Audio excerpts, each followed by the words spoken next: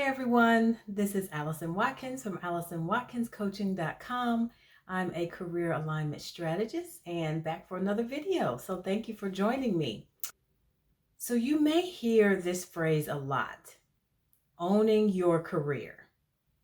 And I wonder how many people, kind of like me, when I was just like trying to figure things out in my career, I'm like, what does that even mean?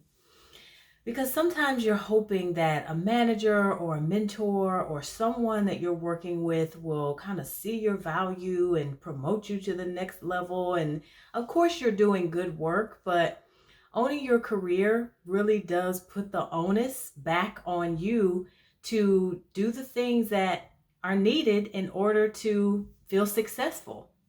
So, owning your career will obviously look different for a lot of people. But here's some things that I've learned about, owning my own career journey and some steps that you might find interesting to take as well. One of those things could be higher education or a certification. And I talked a little bit about my attempt at obtaining my MBA, which was not a good idea for me, but it is a career move and a strategic one that a lot of professionals take in order to move to that next level. If you haven't seen my video on my story time when I quit my MBA, feel free to look for that over here. And then I have a video as well about kind of like think about this before going back to grad school. So you can check that out over here.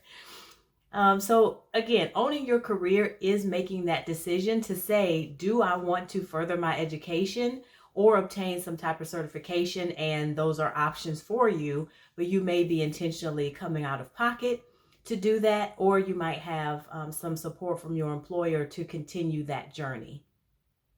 Something else about owning your career that I feel like I had a hard time with is that there's always a lot of opinions if you ask certain individuals or if you ask anyone. Everyone's opinion is not going to be the same. And so part of what I've noticed when I work individually with clients is sometimes they're coming to me for validation or clarity to say, like, do you think this would be a good idea for me to do? And as a coach, I'm really there as a guide. I'm not there as a judge. But part of what I am, really working with my client to determine is based on what you told me about who you are, based on your values and interests and your strengths. I would say that this could line up with future career moves that you'd want to make.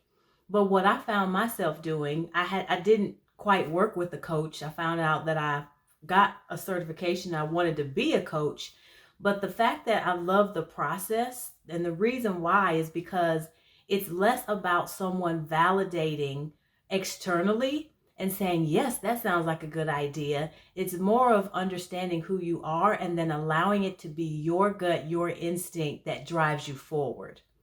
So I know I relied a lot on other people's opinions to say, like, do you think I'd be good at this? Or what about this? Or what about that? And if you're someone that tends to value the opinions of others, it's not a bad thing, but it is one of those things where you're going to have to get used to your own voice and your own opinion over that of other people, even if it's folks that really have your best interests in mind and that may love you, like family and friends. The other thing I would say about owning your career is being somewhat comfortable with the idea of risk and potential failure.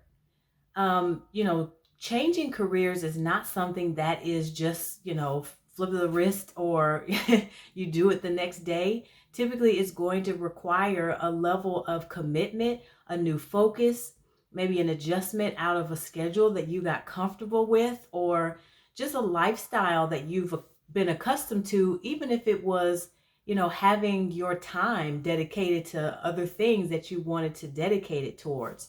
There is a certain level of focus if you're, navigating your own career in certain times of the journey that you'll have to have.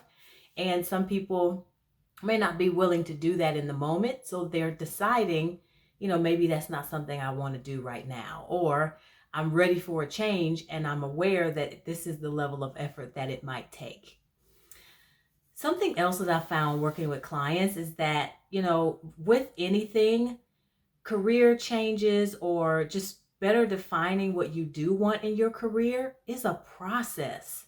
So a lot of, successful people that I've listened to or podcasts that I've listened to, it's all a theme with anything that it's like, this is not an overnight type of success. It's not a quick fix, which I know anything that's hard, we're kind of looking for the shortcut.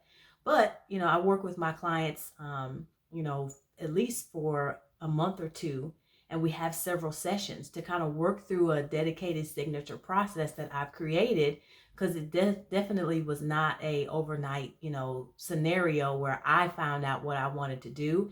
It was more over time. So owning your career is something that is 100% doable, but you will be, making dedicated efforts and sacrifices and movements along the way. But it is necessary for a fulfilling career based on what you want. And that's what I love to do and work with my clients, is just figuring out more of what they want and how they define a fulfilling career. So I have two offerings if you would like to work with me or hear more.